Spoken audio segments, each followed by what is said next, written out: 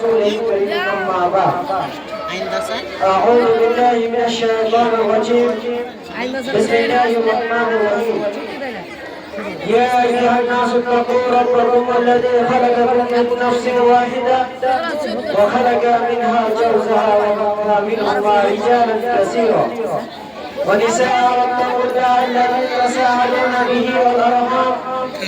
إن الله كان عليكم رقيبا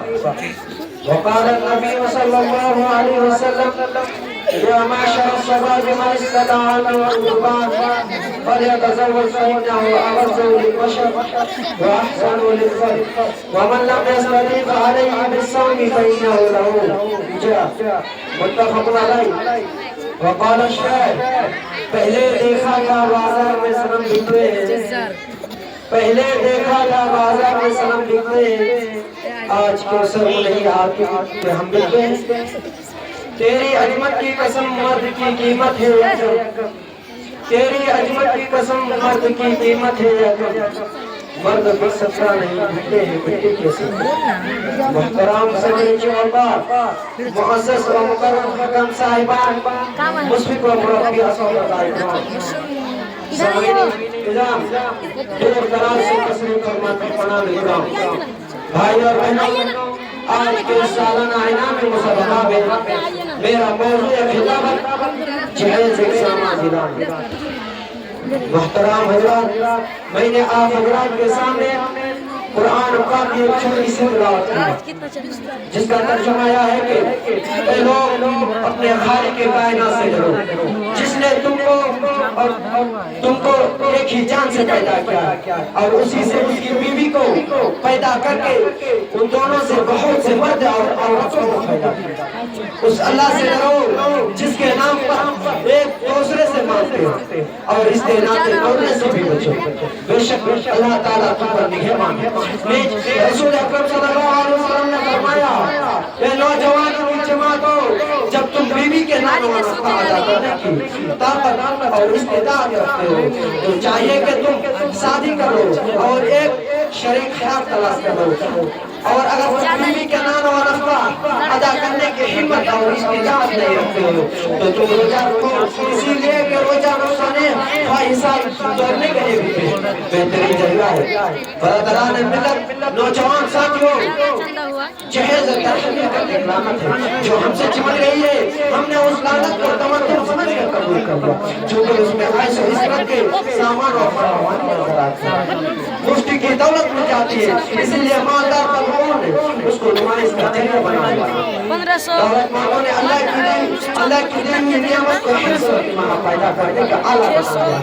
زیادہ سے زیادہ جہیز دے کر دراصل دعوت کی نمائش کرنا ہوتی ہے مگر اس نمائش میں آج ہم کو اتنا جلیل کیا جاتا ہے کہ ہم کی نگاہوں میں گر جاتے ہیں ان کی خودداری ہمارے نگاہوں میں گر جاتے ہیں کتنے لڑکیاں جہیز کی بھیک چل رہی ہیں کتنے بچیاں کی شادی نہیں کر سکتے اسی لیے کہ داماد کو دینے کے لیے ان کے پاس ٹی وی اور مارو کی کار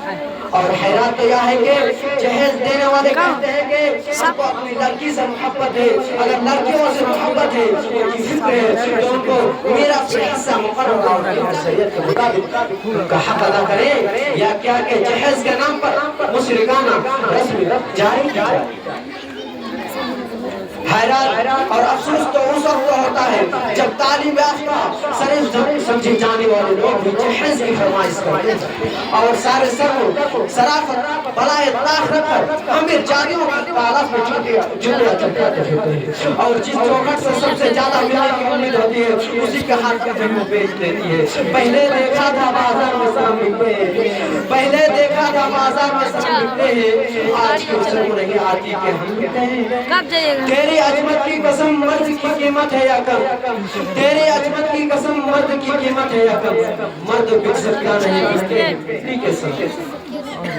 سامعین اکرام وہ لوگ بھی قابل مجمت ہیں جو مال و جل گنگا بہا کر اپنے صاحب جادیوں کے لیے شوہر خریدتے ہیں جن لڑکیوں کے بارے میں فرمان رسول اللہ صلی اللہ علیہ وسلم یا تھا جس نے 3 لڑکیوں کو دینی و دنیاوی تعلیم و تربیت سے آراستہ کر کے ان کی مناسب لوگوں سے شادیاں کرا دی اس کے لیے جنت کی بشارت ہے اب اللہ کیا ماں باپ کی زندگی کو جہنم بنا دینے کا سبب سمجھی جاتی ہے۔